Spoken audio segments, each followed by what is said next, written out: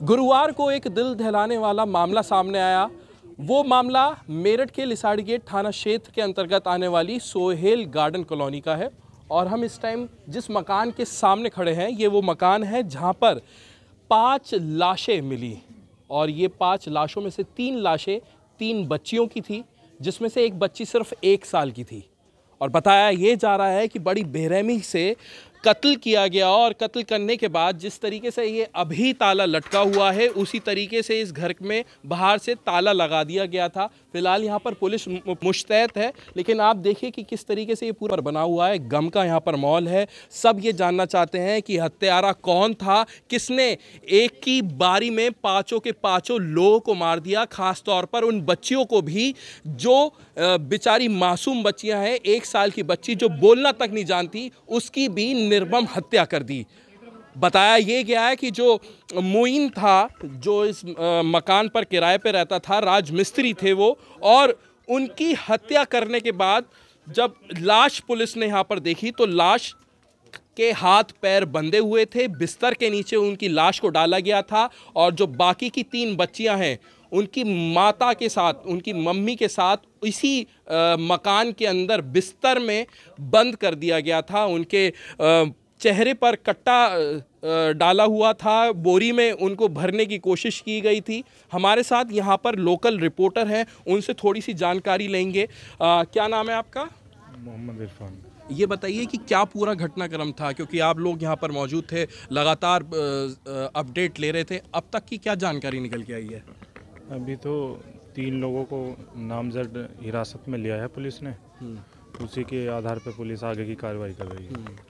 अभी कुछ क्लियर निकल के नहीं आया। हाँ, ये जो बॉडी वगैरह थी, लाशें वगैरह थी, वो किस हालत में थी, कहाँ कहाँ चोटें थी, थोड़ा सा इसके बारे में बताएं। जैसे जानकारी में मिला, सभी बॉडी को कट्टे में बंद करके बांधा गया था और किसी भारी चीज़ या धारादार हथियार से उनके वार किए गए थे। उसी के बाद 3 बच्चों की बॉडियों को बेड के अंदर बंद कर दिया गया था और जो माता पिता थे उनको कपड़े में लपेट के वहीं बिस्तर के जो चरपाई थी उसके नीचे डाल दिया गया था। ये पहले किसने देखा था, कुछ पता है? जैसे जानकारी के अनुसार जो पता चला, जो इनके भाई थे सलीम, वो उन्होंने बताया कि वो सुबह से ही गायब थे। जो मोइन थे लापता थे सुबह से, तो उनके भाई ने बताया उनकी तलाश कर रहे थे। जब यहाँ पे आए तो देखा मकान का ताला लगा हुआ था। मकान के अंदर जाके ये ताला तोड़ा, ताला जैसे तोड़ के देखा तो अंदर लाशें ही पड़ी हुई थी। उन्होंने बताया जैसे क्या इनका कुछ प्रॉपर्टी को लेकर या पैसे के लेन देन को लेकर या कोई अन्य कारण निकल के आया अभी तक? अभी कोई ऐसा निकल के कुछ नहीं आया। 3 लोगों को इसमें नामजद हिरासत में लिया गया है। जो मृतिका है आसमा, उसके भाई ने पुलिस को तहरीर दी है 3 लोगों के खिलाफ। जो पुलिस इसी उनके आधार पर ही आगे की कार्रवाई कर रही है। पुलिस आगे की कार्रवाई कर रही है। ये यहाँ के लोकल रिपोर्टर हैं जो इस क्षेत्र में अपडेट जो बना के रखते हैं।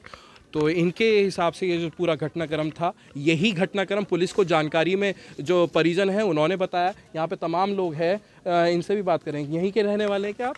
कहाँ से आए हैं? जाकर हुसैन कॉलोनी। क्या पता चला था जो आप यहाँ आए हैं? ये पता चला था जी, यहाँ 5 आदमियों की गर्दन काट दी गई है। इसमें 3 बच्चे थे, 2 मियाँ बीवी थे। यही सुन के आए थे।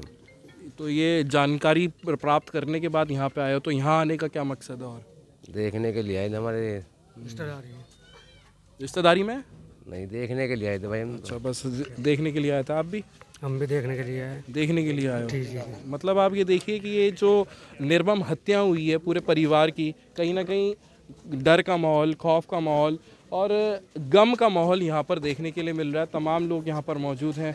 क्या अम्मा जी आप यहीं के रहने वाले? नहीं, हम तो वहीं बाहर के हैं। हम तो देखने का पता लगा, ये वैसे तो बात होगी, यूँ आए हम।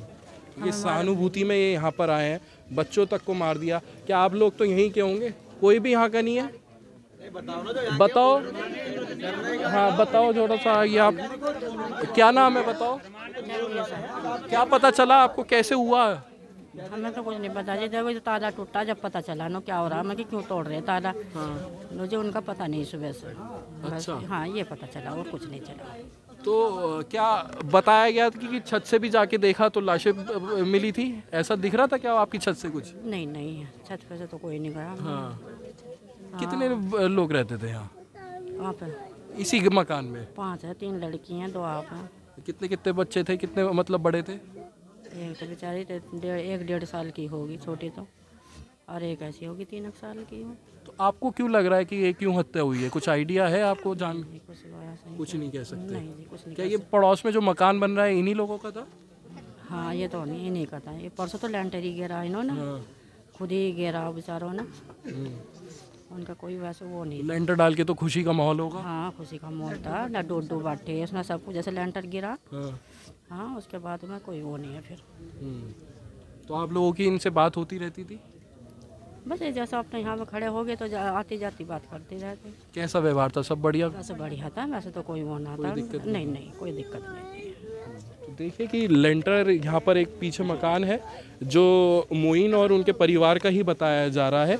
तो इसी मकान में जहाँ पर बल्लियाँ लगी हैं, अभी आपको उधर की तरफ ही लेके चलते हैं। इससे पहले थोड़ा सा रास्ता दिखाते हैं। देखिए किस तरीके से ये कच्चा रास्ता है, कच्ची कॉलोनी यहाँ पर बनी हुई है और यहाँ पर लोग रह रहे हैं, अपना गुजर बसर कर रहे हैं।